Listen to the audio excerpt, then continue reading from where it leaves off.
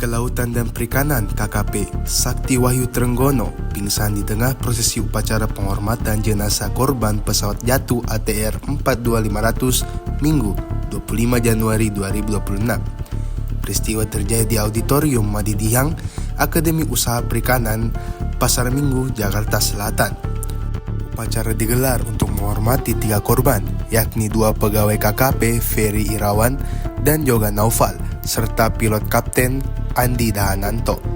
Wakil Menteri KKP Laksamana TNI Purnawirawan Didit Herdiawan Asyaf menyebut kondisi Trenggono kelelahan. Ia memastikan kondisi sang menteri kini sudah sadar dan membaik. Didit tidak memperinci lokasi perawatan Trenggono setelah pingsan.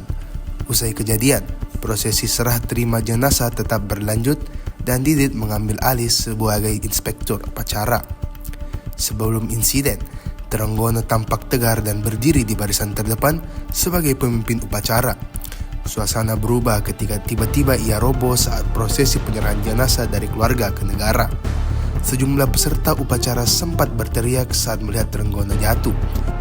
Tenaga medis bergerak cepat mengevakuasi menteri sebelum upacara kembali dilanjutkan.